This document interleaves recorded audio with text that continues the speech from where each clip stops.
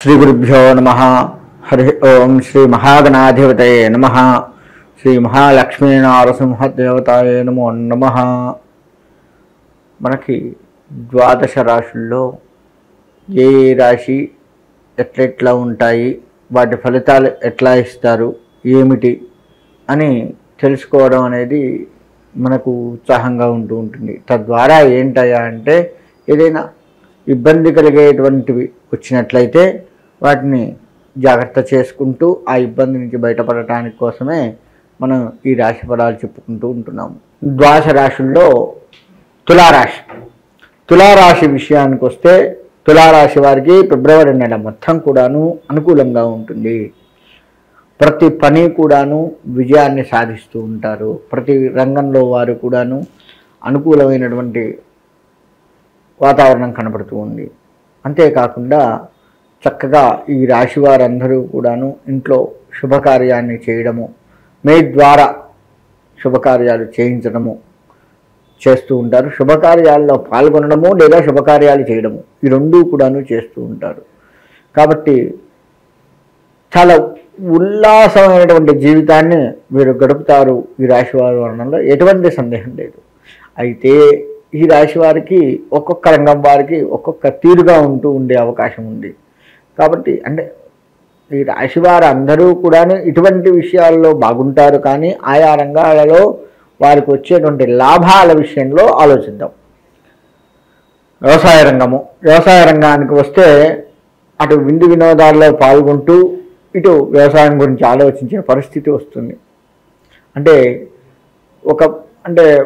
Body present, mind absent, ఆ విధమైనటువంటి పరిస్థితి వ్యవసాయ రంగం వారికి వస్తుంది.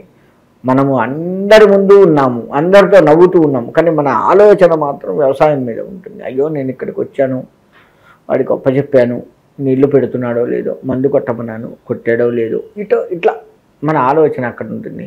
ఈ మధ్య ఫోన్స్ వచ్చినాయి కదండి, మరి ఫోన్స్ వచ్చిన తర్వాత తెలుస్తుంది కదా, ఇంకా టెన్షన్ ఎందుకు, సెల్ ఫోన్స్ అందరికీ ఉన్నాయి కాబట్టి వాడు ఏం చేశాడో తెలుస్తుంది కదా అని ఆలోచన ఉండొచ్చు మనందరికీ. కానీ ఫోన్ చేసి చెప్పినా కానీ వీడు అబద్ధం చెప్తున్నాడో ఏమో, మనం గుర్తు చేస్తే కానీ వెళ్ళట్లేదో ఏమో అని ఇటువంటి ఆలోచన వస్తుంది. మరి వీడియో కాల్స్ ఉన్నాయి కదా అంటే అది కొంతమందికే.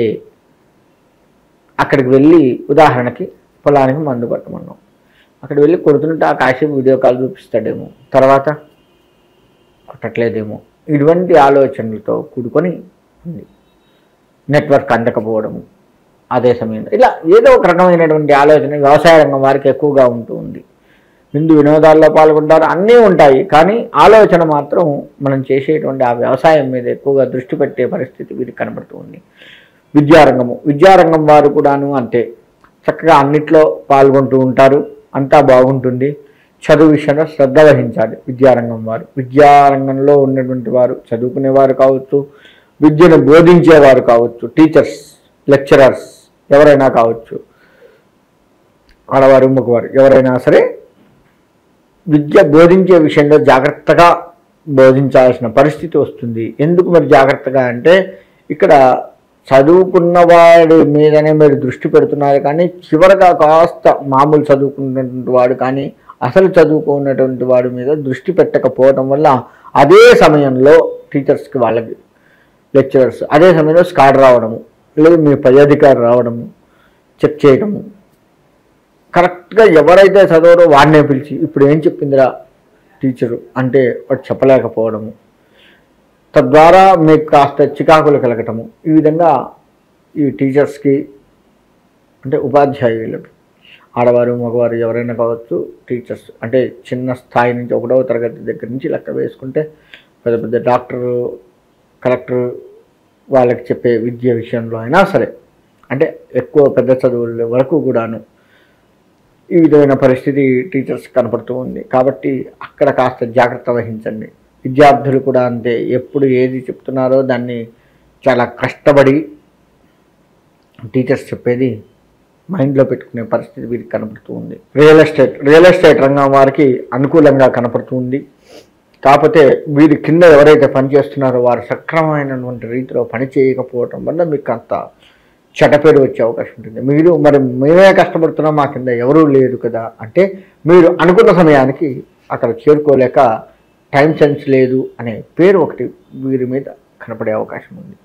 అన్నీ అనుకూలంగా ఉంటాయి, కానీ ఇక్కడ ఒక్క దగ్గరే రియల్ ఎస్టేట్ రంగం వారికి ఇబ్బంది కలుగుతుంది. ఈ రియల్ ఎస్టేట్ రంగంలో ఆ ఒక్కటి కనుక మీరు సరి చేసుకోగలిగితే ఇక కాస్త ముందుకు వెళ్ళి మంచి పేరు సంపాదించుకునే అవకాశం ఉంటుంది. రాజకీయ రంగం విషయానికి వస్తే వీరు కూడా అంతే, టైం సెన్స్ పాటించడం. కాబట్టి దాన్ని మీరు సరి చేసుకోండి.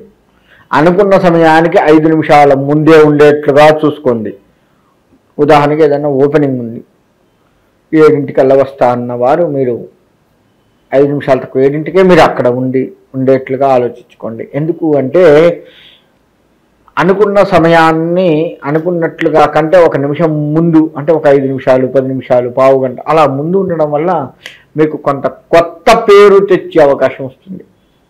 సార్ టైం అంటే టైమేరా, అందులో ఎటువంటి సందేహం లేదు అని మంచి పేరు అక్కడ మీకు ఎక్కువగా వినపడి అదే ఈ రాజకీయ పరంగా మిమ్మల్ని నిలబెట్టే అవకాశం ఉంటుంది. కాబట్టి రాజకీయ రంగంలో ఉదాహరణకు ఓపెనింగ్ చెప్పాను, ఏదైనా కావచ్చు, ప్రజలకు చేసే మంచి విషయంలో ఆ స్థలానికి వెళ్ళి చూడాలి అనుకున్న విషయంలో అయినా సరే ముందుకు వెళ్ళినట్లయితే అక్కడ మీ కింద అధికారులు మీ మన్ననలు పొందటానికి చేసేటువంటి ప్రయత్నాలకు ముందే మీరు అక్కడ హాజరవుతారు. కాబట్టి అక్కడ ఉన్న విషయం మీకు పూర్తిగా తెలిసి అక్కడ ఆ స్థలాన్ని ఆ ప్రజల్ని ఇబ్బందులు లేకుండా మీరు కాపాడిన వారు అవుతారు. కాబట్టి ఆ విధమైనటువంటి అంటే మీ మన్ననలను పొందాలి అని చేసేటువంటి వారి ప్రయత్నాలని వాళ్ళు చేసే తప్పుదోవ ఏదైతే ఉందో దాన్ని ముందుగా పసిగట్టిన వారు అవుతారు. అందుకని మీరు ముందుగా వెళ్ళినట్లయితే మీ పేరు ప్రతిష్టలు బాగా పెరుగుతూ ఉంటాయి రాజకీయ పరంగా కూడాను. కాబట్టి ఆ విధమైనటువంటి జాగ్రత్తలు తీసుకుంటూ రాజకీయ పరంగా ముందుకు వెళ్తూ ఉండాలి. ఇక వ్యాపారస్తులు అనుకున్నట్లుగా ముందుకు వెళ్తూ ఉంటారు, అనుకున్నది సాధిస్తూ ఉంటారు. అనుకున్న వ్యాపారం ఏదైతే ఉందో దాన్ని చక్కగా తీర్చిదిద్దుకుని ఆ వ్యాపారంలో మెలకువలు నేర్చుకునేవారైతే నేర్చుకున్నవారు దాన్ని పసిగట్టి దాన్ని చక్కగా ఆ సమయానికి మనం నేర్చుకుంది ఏదైతే ఉందో దాన్ని వాడుకుంటూ ఆ వస్తువుని అమ్మే పరిస్థితి వీరికి కనపడుతూ ఉంది. తద్వారా లాభాన్ని కూడా చేకూర్చుకుంటారు. నాణ్యత విషయాన్ని కాస్త ఆలోచిస్తూ వ్యాపారం చేయండి. ఇటు వస్త్ర వ్యాపారులు కావచ్చు, ధాన్య వ్యాపారులు కావచ్చు, ఏ వ్యాపారం అయినా సరే కాస్త నాణ్యత చూపించండి. ఎందుకంటే ఒక్కొక్కసారి మీ దగ్గర ఏమవుతుంది అంటే మీ కింద పనిచేసేవారు కావచ్చు, లేదు మీరైనా పొరపాటున దాన్ని నాణ్యత తగ్గింది మీ దృష్టికి రాకుండా మీరు ఆలోచించకుండా అమ్మి కాస్త ఇబ్బంది పడే అవకాశం కనపడుతుంది. కాబట్టి అటువంటి జాగ్రత్త వహిస్తూ ముందుకు వెళ్ళినట్లయితే ఓవరాల్గా చూసుకున్నట్లయితే ఈ రాశి వారికి అన్ని రంగాలుగా బాగుంటుంది. చిన్న ఒడిదుడుకులు ఉన్నప్పటికీ ముందుకు వెళ్తారు, విందు వినోదాల్లో పాల్గొంటూ ఉంటారు, చక్కగా ఉంటుంది. దైవారాధన మీకు నచ్చిన దైవారాధన చేస్తూ మీ ఇష్ట దైవాన్ని కావచ్చు, కులదైవాన్ని కావచ్చు, చక్కగా ఆ దైవారాధన చేస్తూ మీ యొక్క ఫిబ్రవరి నెల జీవితాన్ని మొత్తం కూడాను సరిదిద్దుకుంటూ ముందుకు వెళ్ళాలి అని కోరుకుంటూ సెలవు తీసుకుంటాను.